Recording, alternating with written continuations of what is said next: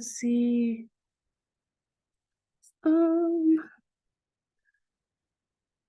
Says unmute my speaker. Oh, are you muted right now? Let's find out. Yes, there we go. Cool. Now we're all set. We're recording, we got captions on, all things. Yep. Okay. Captions and recording going.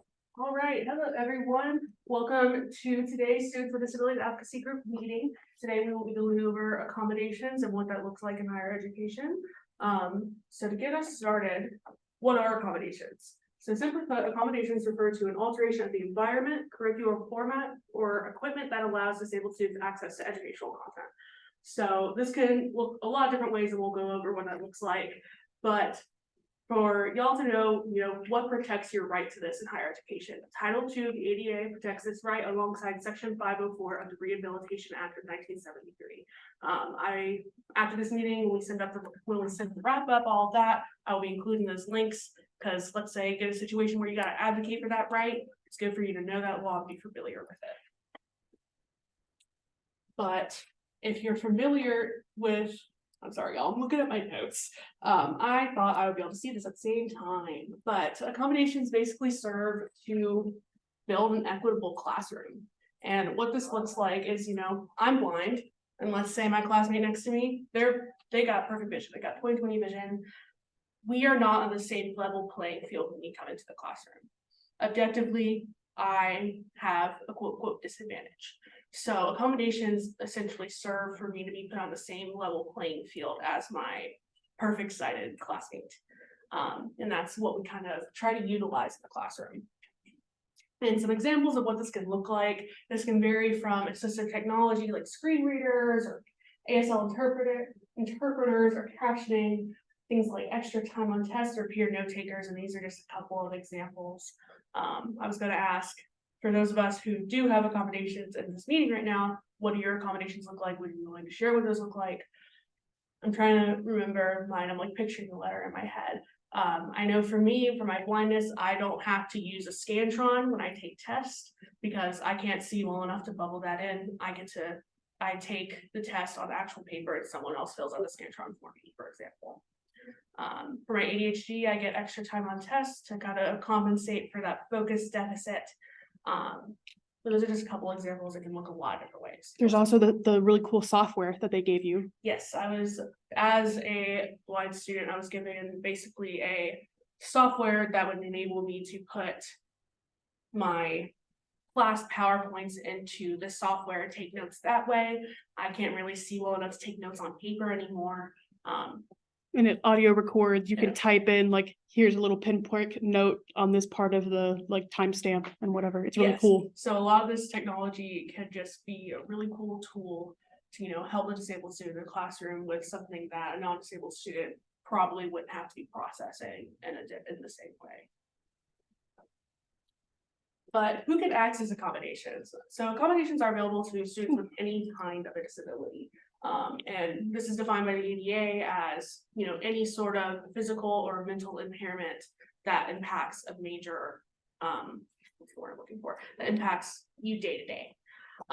So this can include anything from physical disabilities, chronic health conditions, as well as neurodivergent conditions, your ADHD, autism, and your mental illnesses.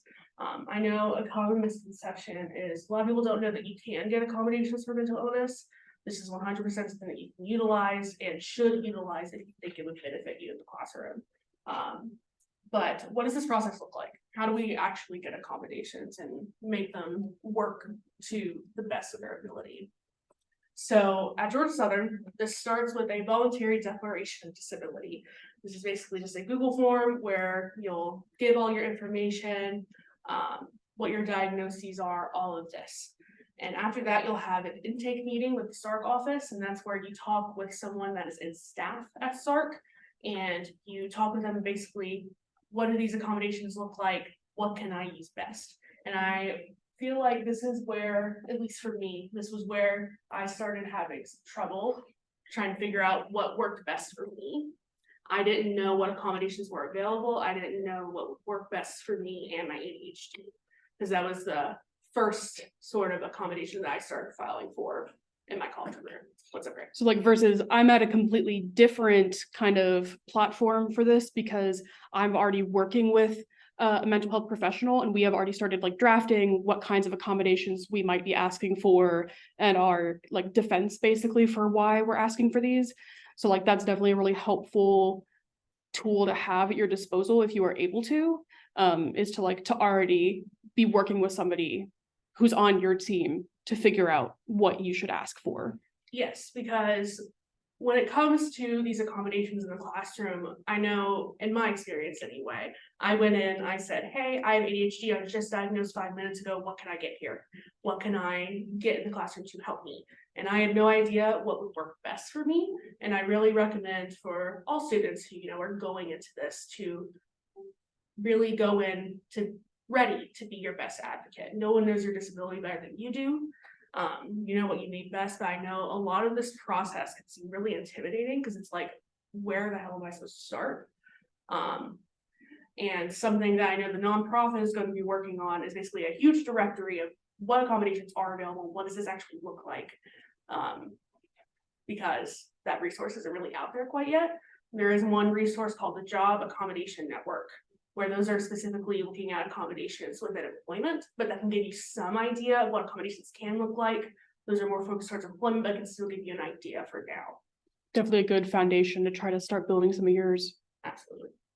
So, and then after that intake meeting, you'll be submitting basically documentation of your disability, and these will follow the University System of Georgia guidelines. There's a link that I will also be including in the description of the shared video, as well as the emails following this, that has basically what are the guidelines for each disability, what do they expect from you. All of these are going to ask you for a letter from your doctor. And I know this is a really common barrier for a lot of students trying to afford getting to the doctor and getting those letters. And sometimes you have the doctors that don't think you need accommodations, and that's a really frustrating reality. But that's also where you're going to bring out those self-advocacy tools and kind of, what's the word I'm looking for? That's where you're going to bring out the self-advocacy tools so you can get what you need.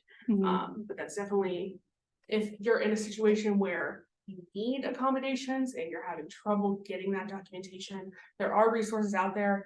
For example, I know I've met a lot of students here at Southern who needed to be evaluated for things like ADHD, but didn't have access to do that affordably. Georgia Southern recently has hired a psychiatrist who can evaluate you for these things. So that is a resource that is here on campus, and that's how you can get that started. But with these documentations, you're going to be talking with your doctor. These will need a diagnosis as well as a DSM or ICD code. DSM is referring to those mental illnesses, things like ADHD, autism, and ICD is going to be for your physical conditions. So a lot of times they're going to want this letter to include recommended accommodations. Greg, you might know a bit more about what that looks like with the doctor if you'd like to talk on that. Yeah, so I mean, we're still really early in my process. Like I haven't even done my voluntary declaration yet. We're trying to get ahead of the game and like get everything gathered before we start that.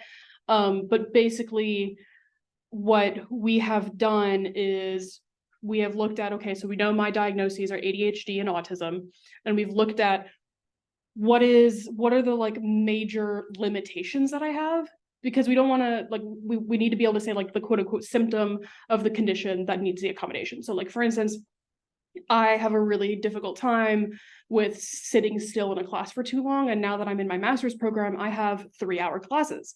That's really difficult. So my limitation is that, I have a hard time focusing and maintaining proper connection with the instructor during classes that are that long. And then underneath that is where we list, here are some different ways that we could accommodate that. So for me, some of those include like being able to record lectures, like have an audio recorder on my phone, so that way, if I have to step out of the room for a second to just kind of walk around for a second, recenter myself, I'm not missing any of the instruction. Because technically, like, you're not allowed to record your professors. Like, sometimes you can ask and they'll give permission, but most of the time, like, it's considered like a privacy issue and you're not able to do that. Some other things include, like, of course, me being like allowed to have non-obtrusive fidgets, so things to mess with that's not loud, of course, not going to bother students around me. It might be like me being allowed to wear my Loops earplugs. So like not being called out and like them thinking I'm wearing earbuds and not paying attention, them like having that knowledge that, hey, this is an assistive device. So things like that. So we have the limitation lined out, and then we have a list of like 6 or 7 different options or combination of options that we could do to try to accommodate that limitation. That's how we're going about it, at least. Absolutely. And I think, Ray, from what I've heard about, you working with your therapist, it's been a lot of teamwork effort. And that's kind of that's the ideal situation for when you're going through this process with a doctor. That's how you're going to get the best accommodations for you. Like, as a matter of fact, like this is being worked on in a Google Doc that I have viewer access to. She's like, you're not allowed to write it yourself. I'm not letting you sit here for 6 hours and hyperfixate and write it yourself, but you're allowed to comment on it and give me suggestions on how you would like something worded, or hey, here's another thing we can add here.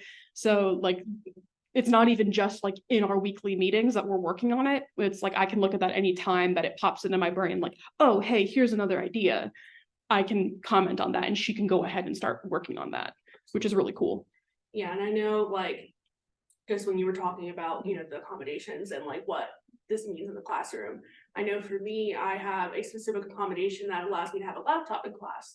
Some professors are like, no way, you're not bringing a laptop into my classroom.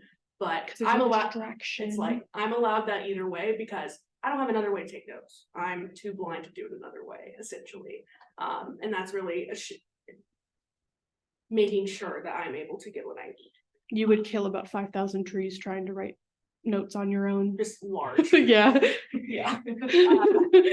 But really what this looks like is, in modern day, a lot of professors aren't there. They do want you to use your laptop if that's what you need.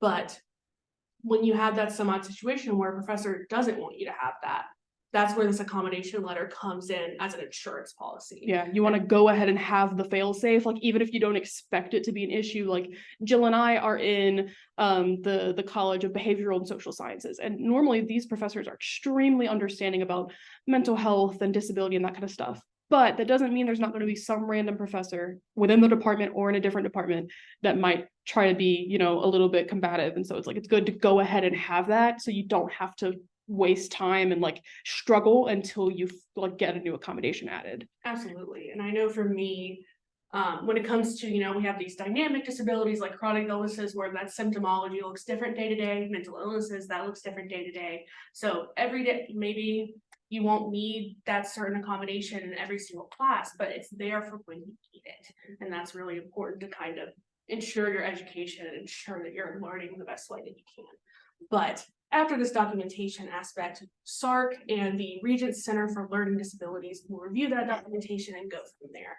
And this is also somewhere where I've seen students have issues where either that letter doesn't have, like the DSM or ICD code, this or that. So it really is important to kind of really familiarize yourself with these USG guidelines so you can get that through the first time, because it's a lengthy process and it can feel really frustrating. I know it felt really frustrating for me when I was going through this process, but since working with SDAG, I feel like we adapt better together. When we have these situations, we all have our shared experiences of different looking experiences trying to get these accommodations. When we have all the shared knowledge together, we adapt better. So that's really part of what I'm saying here. But that was all I really have for y'all. But if anyone wants, kind of more personalized help kind of going through this process, please don't hesitate to reach out to us. Our emails in our link tree. Just kind of going through, we have a lot of resources on USG, those guidelines, what those look like and what you need to do. So please never hesitate to reach out to us about that. And does anyone have any questions?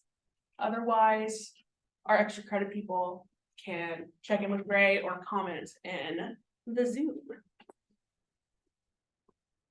I think we're pretty much it because AJ is our only Zoom boy. AJ, we love you. Really. Right, so I need your name and then your professor and your course number and everything. My name is Jeffrey Blake Reed Jr. Could you spell your last name for me? R-E-E-D. Mm-hmm. All Universal Justice